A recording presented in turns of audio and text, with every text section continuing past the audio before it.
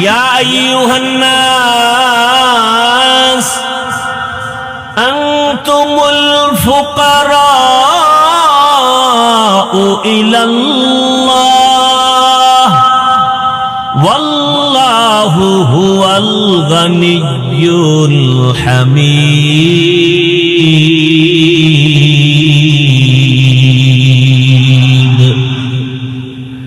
আল্লাহ তাআলা বলেন, দুনিয়ার মানুষ তোমরা সবাই ফকির, ধনীকে।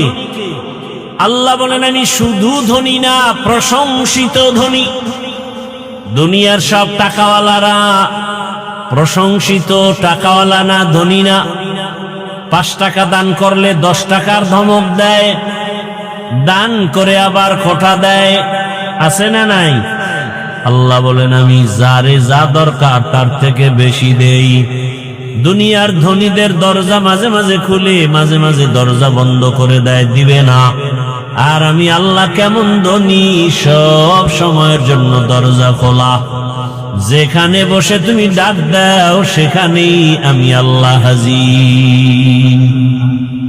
সমুদ্রের মাঝে গিয়া যদি আল্লাহকে ডাকো, আল্লাহ জবাব দিবেননি?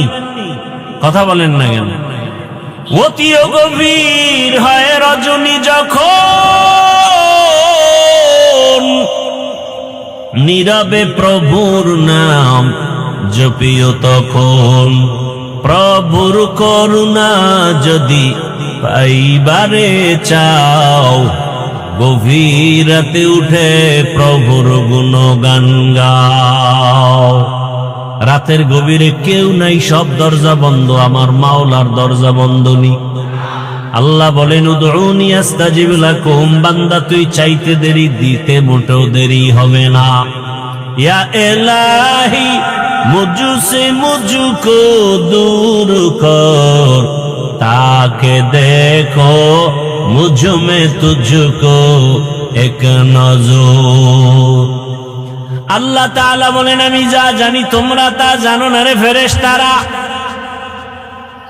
এবার আমার আল্লাহ শ্রেষ্ঠ মানুষ বানাবেন।